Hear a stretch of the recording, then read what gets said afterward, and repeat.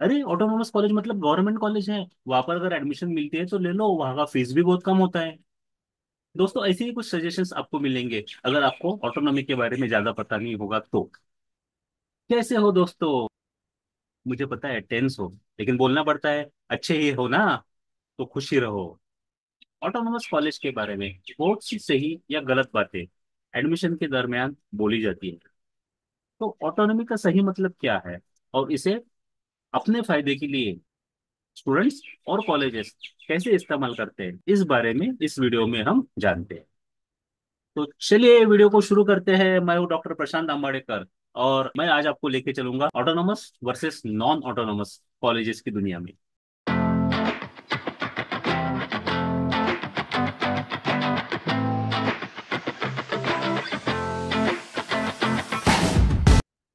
तो सबसे पहला सवाल यह है कि ऑटोनॉमी क्या है। ऑटोनॉमी का मतलब होता है freedom to take decision. It is the right to take decision. It is the ability to control the critical areas of education. तो ऑटोनॉमी में आगे बढ़ने से पहले हम ये समझ लेते हैं कि ऑटोनॉमी कितने प्रकार की होती है। तो ऑटोनॉमी तीन प्रकार के होते हैं। ऑटोनॉमी का पहला टाइप है ओनली एकेडमिक ऑटोनॉमी। ऑटोनॉमी का दूसरा टाइप है एडमिनिस्ट्रेटिव ऑटोनॉमी। और ऑटोनॉमी का तीसरा टाइप है फाइनेंशियल ऑटोनॉमी। तो दोस्तों जो कॉलेजेस को ऑटोनॉमी मिलती है, पहले बार अधिकतर कॉलेजेस को एकेडमिक ऑटोनॉमी ही मिलती है। तो समझते हैं कि इस एकेडमिक ऑटोनॉमी में कॉलेजेस को क्या क्या पावर मिलते हैं। रहा सवाल एडमिनिस्ट्रेटिव और फाइनेंशियल ऑटोनॉमी का, तो एडमिशन लेते वक्त उसके बारे में हमें जानने की कोई जरूरत नहीं है। इसीलिए हम सिर्फ बात करेंगे एकेडमिक एकेडमिक ऑटोनॉमी के बारे में। तो दोस्तों इस एकेडमिक ऑटोनॉमी में कॉलेज को क्या क्या फ्रीडम मिलते हैं, उसमें से पहला फ्रीडम है कुरिकुलम या सिलेबस डिजाइन। तो एक होता है यूनिवर्सिटी का सिलेबस और दूसरा होता है ऑटोनॉमस कॉलेज का सिलेबस। तो ये ऑटोनॉमस कॉलेजेस को यूनिवर्सिटी का कुरिकुलम या सिलेबस फॉलो करने की कोई शक्ति नहीं होती है। वो अपना खुद का सिलेबस बना सकते हैं। मतलब वो क्या कर सकते हैं, मतलब वो सब्जेक्ट्स चूज कर सकते हैं। सब्जेक्ट्स के अंदर क्या क्या कंटेंट रहेगा वो चूज कर सकते हैं। वो चूज कर सकते हैं कि किस सब्जेक्ट को प्रैक्टिकल एग्जाम, ओरल एग्जाम या टर्म वर्क रखना है और किस सब्जेक्ट को नहीं रखना है। वो ये भी चूज कर सकते हैं कि मार्किंग स्कीम क्या रहेगा, एग्जाम का पैटर्न क्या रहेगा। मतलब एकेडमिक रिलेटेड सारी फ्लेक्सिबिलिटी उन्हें दी जाती है।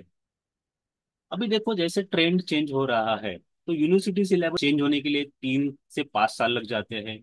लेकिन अगर ऑटोनोमस कॉलेज को लगता है कि नए ट्रेंड पे हमारे बच्चों को हमने पर्टिकुलर सब्जेक्ट सिखाना चाहिए, तो ऑटोनोमस कॉलेज के पास ये अथॉरिटी है, ये पावर है कि वो अगले रिवीजन में मतलब नेक्स्ट ईयर ही अपना सिलेबस मॉडिफाई करके ये नया सब्जेक्ट जो जो लेटेस्ट टेक्नोलॉजी पे है उसे इंट्रोड्यूस कर सकते हैं। जबकि नॉन ऑटोनोमस कॉलेजेस के पास ये पावर नहीं होता। अगर हम करें तो करें क्या। हालांकि नॉन ऑटोनोमस कॉलेजेस भी ये सब आसानी से कर सकते हैं।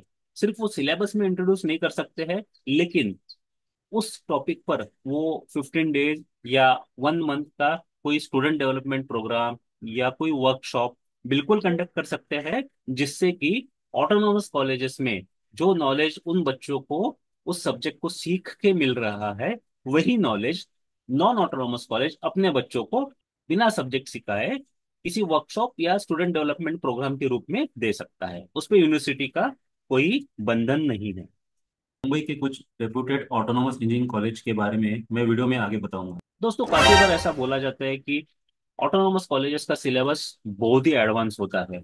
तो ऐसा बिल्कुल नहीं है। मैं कुछ ऑटोनोमस कॉलेजेस के सिलेबस और कुछ यूनिवर्सिटी के सिलेबस डिस्क्रिप्शन में उनकी लिंक डाल दूंगा। आप वो सिलेबस कंपेयर कर सकते हैं।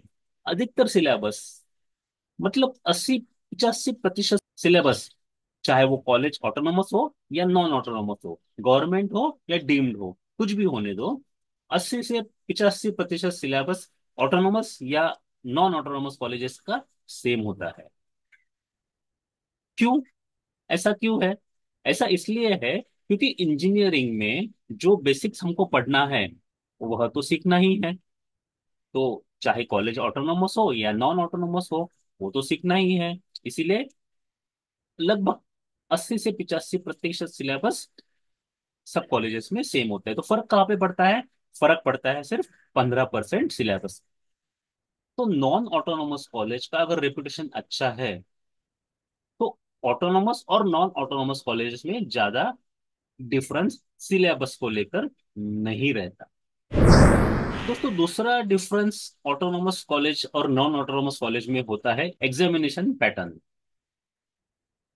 दोस्तों, कोविड का पीरियड सभी बच्चों के लिए काफी खास था, क्योंकि इस दरमियान काफी एग्जाम्स हुए ही नहीं, कैंसिल हुए थे, या फिर एग्जाम्स ऑनलाइन हुए थे और बच्चों को पास कर दिया गया। अब ऑनलाइन एग्जाम की वजह से बच्चों का पास होना तो इजी हो गया था। इसके क्या रीजंस थे? पहला रीजन, सुपरवाइजर बच्चों को देख नहीं पाते थे। दूसरा रीजन, बच्चे कैमरे ऑफ कर देते थे। बार बार सुपरवाइजर ने बोलने के बाद भी बच्चे कैमरे को ऑन नहीं करते थे। क्यों? नेटवर्क इशू है सर, मेरा कैमरा खराब हो गया है सर, और कई इश्यूज होते थे। और तीसरा और इम्पोर्टेंट रीजन, क्वेश्चन बैंक मिलता था। तो अभी आप बोलोगे कि इस पेंडेमिक सिचुएशन का ऑटोनोमस कॉलेज के एग्जामिनेशन से क्या ताल्लुक है? बहुत गहरा ताल्लुक है। क्योंकि कुछ ऑटोनोमस कॉलेजेस में एग्जाम इसी कोविड पैटर्न को लेकर लिया जाता है। बच्चों को पास करना ही इनका एकमेव उद्देश्य होता है। अब इस बात को साबित करने के लिए मैं वीडियो में आगे कुछ दलीलें देता हूँ। पहली बात, ऑटोनोमस कॉलेजेस के पेपर उसी कॉलेजेस के प्रोफेसर सेट करते हैं। तो जितना पढ़ाया, जितना सिलेबस में है, जाहिर है उसी में से पूछा जाएगा। नंबर दो, अगर पेपर सेट करने के लिए बाहर जाता है तो जाते जाते भी कहाँ पर जाएगा?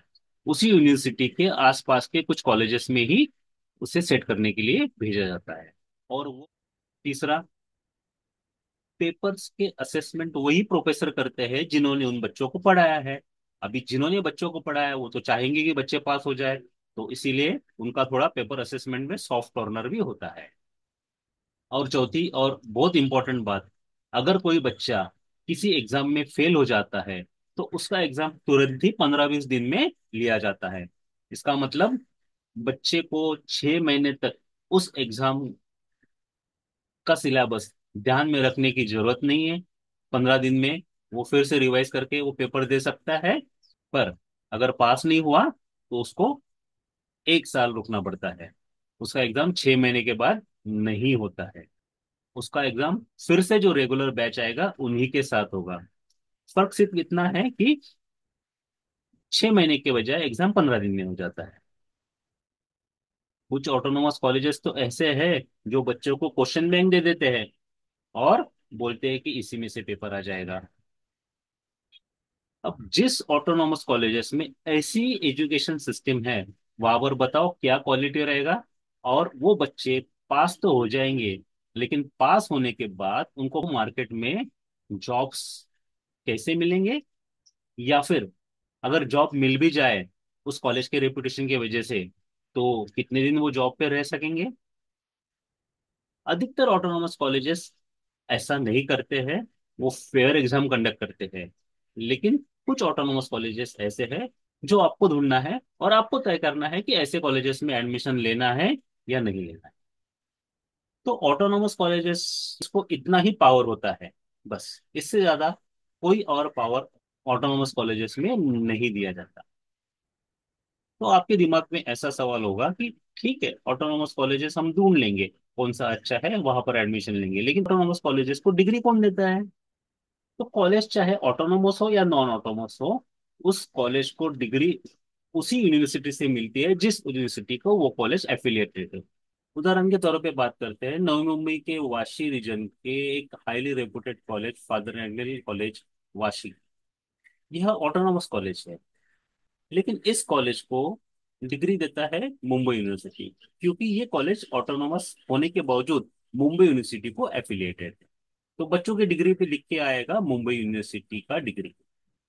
हाँ, एक फर्क डिग्री में जरूर है ऑटोनोमस और नॉन ऑटोनोमस कॉलेजेस में। वो फर्क यह है कि अगर ऑटोनोमस कॉलेज है तो आपके डिग्री में लिख के आएगा बीटेक डिग्री। अगर इंजीनियरिंग की डिग्री हो तो लिख के आएगा BTech degree, bachelor of technology. लेकिन अगर नॉन ऑटोनॉमस कॉलेज है तो लिख कर आएगा बैचलर ऑफ इंजीनियरिंग या बीई डिग्री। तो इस बात का जॉब के मिलने से कोई कनेक्शन नहीं है। अगर आपका नॉलेज अच्छा है, अगर आप इंटरव्यू में आंसर्स दोगे तो जॉब मिलेगा। चाहे आपने डिग्री बीटेक ली हो या बीई ली हो, चाहे आपने ऑटोनॉमस कॉलेज से इंजीनियरिंग पास किया हो या नॉन ऑटोनॉमस कॉलेज से किया हो या फिर डीम यूनिवर्सिटी से किया हो या फिर गवर्नमेंट कॉलेज से किया हो, जॉब तो आपके नॉलेज और आपके एजुकेशन पे मिलेगा, क्वालिफिकेशन पर नहीं। अगला सवाल आएगा प्लेसमेंट के बारे में। मैंने ऑटोनॉमस कॉलेज से इंजीनियरिंग किया है, तो मुझे नॉन ऑटोनॉमस कॉलेज के मुकाबले काफी अच्छा प्लेसमेंट मिलेगा।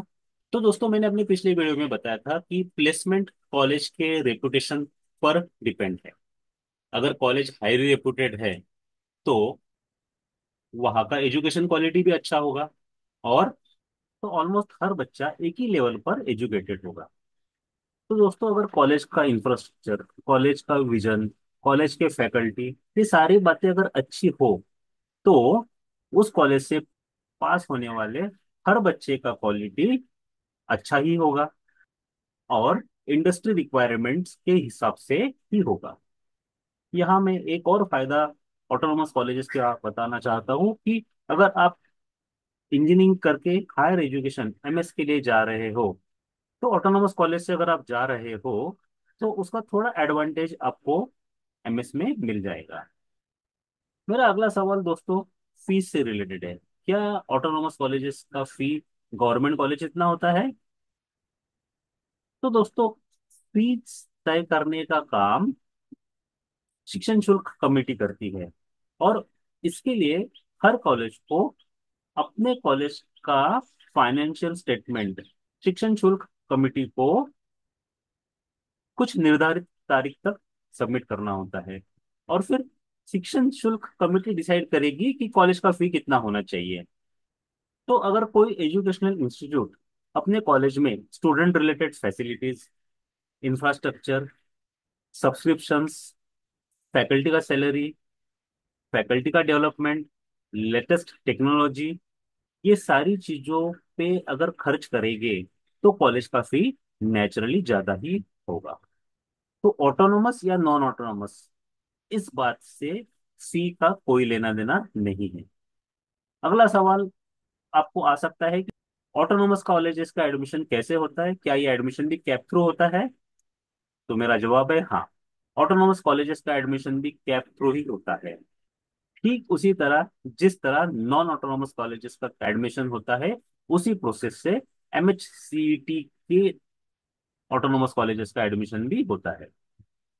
दोस्तों, अगर आप किसी माइनॉरिटी कैटेगरी में आते हो तो माइनॉरिटी कॉलेजेस कौन सा है, ऐसे कॉलेजेस में माइनॉरिटी स्टूडेंट्स को क्या बेनिफिट मिलता है, और इन कॉलेजेस की 2024-25 की फीस कितनी है, और यहाँ पर कौन से कोर्सेज अवेलेबल है, उसके बारे में मेरा एक वीडियो आने वाला है, जिससे आपको माइनॉरिटी कॉलेजेस के बारे में इंफॉर्मेशन मिल जाएगा। तो अगर हम ऑटोनोमस और नॉन ऑटोनोमस कॉलेजेस में डिफरेंस पता करें तो कुछ ऐसा दिख सकता है। सिलेबस सेटिंग ऑटोनोमस कॉलेज कर सकता है, नॉन ऑटोनोमस कॉलेज नहीं कर सकता है। Question paper setting autonomous college के हाथ में है, नॉन ऑटोनोमस कॉलेज का इस पे कोई अधिकार नहीं है। रिपीट एग्जाम हाँ ऑटोनोमस कॉलेज ले सकता है, नॉन ऑटोनोमस कॉलेज में एग्जाम यूनिवर्सिटी डिसाइड करता है। रिजल्ट डिक्लेरेशन ऑटोनोमस कॉलेज में जल्दी हो जाता है, नॉन ऑटोनोमस कॉलेज में काफी देर लगती है। Admission admission procedure autonomous college cap के थ्रू, नॉन ऑटोनोमस कॉलेज भी कैप के थ्रू। एग्जाम पासिंग या difficulty in passing exam autonomous college depend upon college vision and policy, same for non autonomous college. Placements autonomous college या non autonomous college दोनों में depend होता है college का vision और पॉलिसी कैसी है। स्कॉलरशिप, हाँ ये एक सवाल बच्चों को आ सकता है कि क्या हम ऑटोनोमस कॉलेज में एडमिशन लेने के बाद हमें स्कॉलरशिप मिलेगा?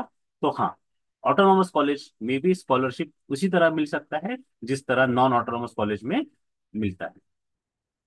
ऑटोनॉमस कॉलेज में भी आपको सारे स्कॉलरशिप्स मिल जाएंगे। एग्जाम फियर ऑटोनॉमस कॉलेज में थोड़ा कम होता है, नॉन ऑटोनॉमस कॉलेज में एग्जाम का फियर ज्यादा होता है, अगर पढ़ाई नहीं करो तो। और पढ़ाई करो तो चाहे ऑटोनॉमस रहो या नॉन ऑटोनॉमस रहो, कोई फर्क नहीं पड़ता, क्योंकि आपका पढ़ाई हो चुका है। तो अंत में सवाल यह है कि मैंने नॉन ऑटोनॉमस कॉलेज में एडमिशन लेना चाहिए या ऑटोनॉमस कॉलेज में एडमिशन लेना चाहिए। तो इसके जवाब में मैं फिर से वही कहूंगा जो मैंने अपने पिछले वीडियो में बोला था। कॉलेज का ओवरऑल विजन अच्छा होना चाहिए। कॉलेज में इन्वेस्टमेंट की झलक आपको दिखनी चाहिए। जब कैप थ्रू एडमिशन लेके आप कॉलेज रिपोर्टिंग के लिए जाते हो, तो रिपोर्टिंग से पहले आप पूरा कॉलेज देख लो। देखो कॉलेज में क्या क्या फैसिलिटीज है, देखो लैब्स कितना है, वहाँ पे बात करो, स्टाफ से बात करो, वहाँ पे जो स्टूडेंट्स मिलेंगे आपको उनसे बात करो, और आप डिसाइड कर सकते हो कि आपको ये कॉलेज जो मिल रहा है वो किस हद तक बेहतर है। तो अंत में ऑटोनोमस कॉलेजेस को थोड़ा एज मिलता है और नॉन ऑटोनोमस कॉलेज पर, इससे इतना फर्क नहीं पड़ेगा। लेकिन अगर कोई नॉन ऑटोनोमस कॉलेज भी रेपुटेड है, अच्छा है, तो उसमें भी अगर आप एडमिशन लेते हो तो उससे भी कोई फर्क नहीं पड़ेगा।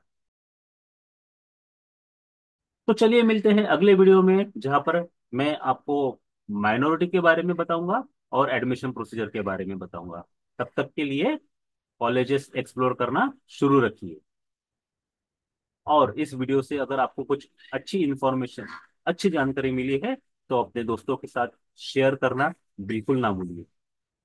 दोस्तों इसी चैनल पे आपको इंजीनियरिंग के सब्जेक्ट्स के वीडियोस भी मिल सकते हैं, जैसे कि इंजीनियरिंग मैकेनिक्स हो गया, इंजीनियरिंग ग्राफिक्स हो गया, पाइथन प्रोग्रामिंग हो गया, इत्यादि।